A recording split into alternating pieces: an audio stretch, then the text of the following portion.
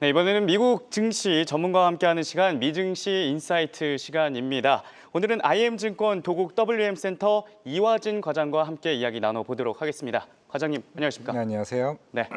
현재 3대 지수 다우존스는 약보합권에 머물고 있고 S&P 500 강보합권, 나스닥은 0.16% 상승하면서 혼조세를 보이고 있는데요. 이 관세 유예 기간이 얼마 남지 않았지만 미국 트럼프 행정부가 한국을 포함한 14개 국가들에게 관세를 8월 1일부터 부과하겠다고 서한을 보내면서 관세가 다시 한번 좀 유예됐다. 네. 이렇게 좀 월가에서는 해석을 하더라고요. 따라서 지수 흐름도 지난 4월 쇼크와 같이 움직이진 않고 있는데 어떻게 보고 계십니까? 결국에는 이제 90일 유예하고 결국 3주에 대한 유예라고 좀 생각을 하고 있습니다. 일단은 이 관세에 대한 오늘 서한 발송이 결국에는 100%까지는 아니라고 얘기를 해왔던 거는 어떻게 보면 이제 우리가 카운트를 셀 때 3, 2, 1을 하는데 3, 2, 1.5, 1.3, 1.2 이렇게 하나둘씩 그러니까 일본이든 한국이든 여러 국가에게 우리가 원했던 거를 다시 생각을 해봐라 그런 측면이지 않을까 싶습니다. 물론 지금 일본이 25%가 나왔잖아요. 중국이 30%입니다. 그만큼 이제 이 시바 총리도 여기와 관련해서 자동차 관세에 대해서는 포기하지 않겠다는 입장이 굉장히 좀 강한 측면이 좀 있는 상황이기 때문에 그만큼 이제 일본과 한국이 실제로 이제 미국에 들어가는 이제 수입 비중이 굉장히 좀 많다 보니까 거기에 따른 이제 협상이 아직까지는 3주에 대한 시간을 충분히 준다는 측면. 그게 결국에는 미국이 바라는 거는 무역 적자를 제로로 바꾸는 전략이 결국에는 일본이 좀 굉장히 중요한 위치에 있다라고 좀 생각을 하고 있습니다. 네, 관세에 관련한 코멘트 남겨주셨고요. 한편 트럼프 대통령이 미국 현지 시간으로 7일에 트루스 소셜을 통해서 브릭스의 반미 정책에 동조한 나라는 누구라도 이 10% 추가 관세를 물리겠다고 밝혔는데 무역 전쟁의 구도가 미중에서 미 브릭스로 확대되는 건 아닌지 어떻게 생각하십니까? 일단은 브릭스, 브라질이나 중국이나 러시아 같은 경우는 아직까지는 이제 이런 전체적인 달러 패권이나 이거를 대응할 수 있는 정도에 대한 시스템은 아직까지는 아니라고 좀 생각을 하고 있습니다. 물론 이제 워낙 이번에 이스라엘 사태도 마찬가지겠고 전체적으로 미국이 이런 핵 협상과 관련해서 주도적으로 좀 나오고 있다 보니까 미국이나 좀 러시아나 이런 브라질 같은 나라들이 여기에 대한 좀 불만을 좀 쌓일 수 있다는 생각을 하고 있는데 결국엔 하나의 그냥 목소리라 좀 생각을 하고 있습니다. 그에 대한 영향은 생각보다 좀 크지는 좀 않을 것으로 보이고 있고 결국에는 미국이 이제 브릭스와 관련해서도 얘기를 했던 거는 반미와 관련해서 만약에 여기에 대해서 추가적으로 더 강한 오조를 나오게 된다라고 하게 되면은 말씀하신 것처럼 관세 10% 부과 결국에는 제가 봤을 때는 중국이 지금까지 올라왔던 것처럼 적어도 지금까지는 그 관세 관련 협상이 그게 세게 나오지는 않았다고 좀 생각을 하고 있거든요. 그러면 굳이 여기서 중국이 반기를 들까? 저는 그렇게 좀 생각하지는 않고 있는 상황이기 때문에 생각보다 브릭스에 나왔던 이슈가 조금 더 확산될 여지는 생각보다 좀 낮다고 좀 생각하고 있습니다. 네, 브릭스 이슈가 미중 분쟁에서 브릭스 이슈까지 이렇게 확장되진 않을 것이다라는 의견을 주셨습니다. 네, 다음으로 종목 이슈 넘어가 보도록 하겠습니다. 오늘은 메타와 관련된 소식인데요.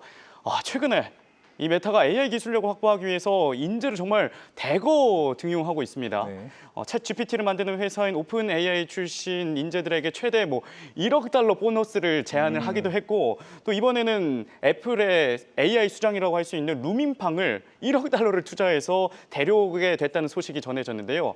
메타, 왜 이렇게 AI 인재를 확보하기 위해서 혈안이 되어 있을까요? 그만큼 이제 AI 기술 쪽으로 작년부터 계속 꾸준하게 이제 AI 캐펙스 투자를 계속 더 강한 오조로 나와 있었고 올해 마이크로소프트가 2월 달부터 이제 캐펙스 축소에 대한 얘기가 나왔음에도 불구하고 사실 메타는 실적 발표 이후에도 우리는 계속 꾸준하게 그런 60억 달러 이상에 대한 투자를 계속 꾸준하게 진행한다라 좀 얘기를 해왔습니다.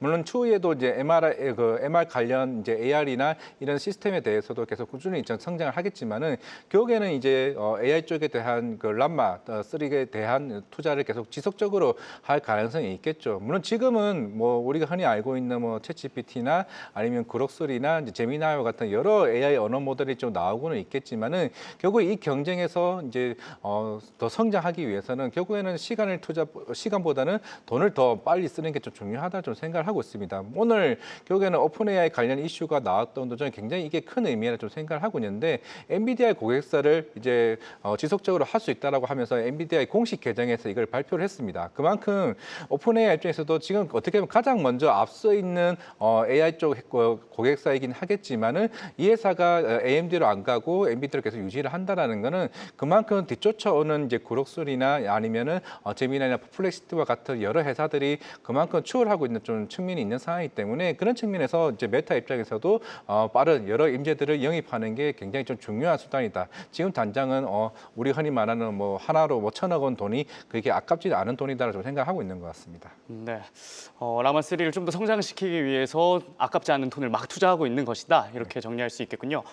그리고 이제 월가에서는 AI 시장에 지금 말씀해 주신 것과 같이 다양한 좀 기업들이 AI 기업들이 진출해 있지 않습니까? 네. 근데 결국에는 이게 독점 구조로 갈 수밖에 없다. 이런 이야기가 나오고 있고 그래서 이 독점 구조로 가기 전에 조금 더 기술력을 확보하고 또 인재들을 확보하기 위해서 노력하고 있다. 네. 이런 해석이 있는데 어떻게 생각하십니까? 그렇죠. 지금 어떻게 보면 우리가 한때는 그 시가총액 1위를 달리고 있는 애플을 예를 들게 되면은 물론 우리가 이제 기존에 이제 뭐 아이폰에 대한 판매량을 계속 꾸준히 좀 해왔었더라면은 사실 가장 늦은 측면이 있는 상황이죠. 항상 이제 이번에 WWDC에서도 마찬가지겠지만은 결국 시리와 관련된 이제 인텔리전시와 이제 이런 이슈가 시장에서 굉장히 좀 기대감을 좀 나오고는 있지만은 기존에 이제 AI 시리 쪽에 대한 개발 속도가 굉장히 좀 더뎌진 상황에서 엔스로픽이나 아니면 퍼플렉시티와 관련 이제 인수 얘기가 나왔었고 결국에는 이제 향후에 좀 오픈 AI 쪽으로 가거나 아니면 클로드 모델을 좀 쓸 가능성이 좀 있지 않을까 싶은데 그만큼 이게 이 AI 모델들이 단순하게 이제 아이폰에서만 쓰는 게 아니라 결국에 우리가 알고 있는 휴대폰 그리고 휴머노이드 로봇 그리고 자율주행과 관련된 그런 확장성이 좀 굉장히 크다라고 좀 볼 수가 있는 좀 상황이기 때문에 앞서 얘기했던 것처럼 그런 AI 인재들이나 그런 개발 속도와 관련해서는 계속 꾸준히 좀 이슈가 좀 나오지 않을까 좀 생각을 하고는 있지만은 결국에는 이 시장을 결국에는 엔비디아가 충분히 더 많은 시장을 또 장악할 가능성이 좀 크다고 좀 생각을 하고 있습니다. 네, 이렇게 해서 애플 관련한 이슈를 또 말씀해 주셨는데 애플 관련한 이슈가 또 있었습니다. 네. 이거에 대해서도 좀 짚어봤으면 좋겠는데 미국의 관세 책사로 불리는 이 피터 나바로 백악관 무역 제조업 담당 고문이 애플의 팀 쿡 CEO를 겨냥해서 중국에 있는 아이폰 생산 시설을 미국으로 옮기려는 조치가 부진하다라는 비판을 했는데요.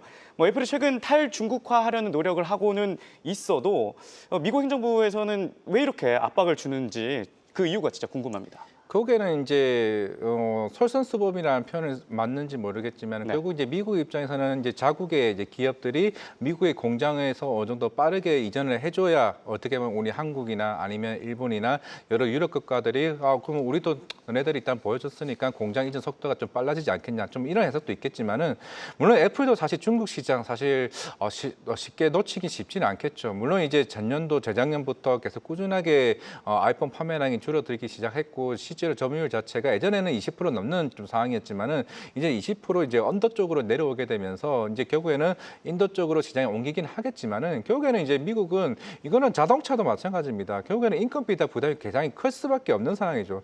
물론 미국 입장에서는 이제 미국에서 생산을 하게 되면은 관세 영향이 좀 덜하다 보니 그러면 거기에 따른 우리가 무역 적자를 줄일 수 있는 건 좀 맞긴 하겠지만은 실제로 그렇게 되면은 실제로 뭐 시장에서 이제 분석하는 바로는 그럼 미국에서 생산하게 되면 그럼 아이폰 한 대당 거의 3,500달러까지 갈 수는 있다. 실제 중국에서 이제 판매를 하게 되면 그 1,000달러 정도 수준인데 그러면 가격이 굉장히 높아지게 되면 우리가 알고 있는 하웨이나 뭐 샤오미나 삼성전자와 경쟁을 했을 때 굉장히 불리해질 수 있다라는 측면. 우리가 그런다고 해서 AI 쪽에 먼저 앞서 나가고 있냐? 그것도 아닌 상황에서 그러면 이제 팀쿡 입장에서는 빠르게 여기서 좀 결정을 좀 못 내리는 좀 상황이 아닌가를 좀 개인적으로 좀 생각을 하고 있습니다. 네, 지금 애플이 미국으로 이전하게 될 경우 아이폰 가격이 상승해서 가격 경쟁력을 이룰 수 있다 이렇게 말씀해 주셨는데 네. 근데 트럼프는 대통령이 원하고 있지 않습니까? 이 네. 리쇼어링 진짜 가능한 일일까요?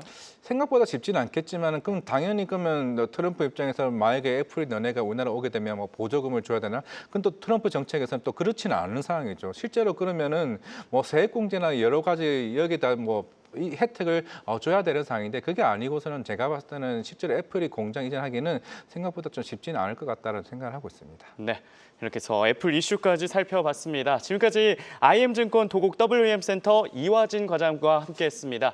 네, 과장님 도움 말씀 고맙습니다. 네, 감사합니다.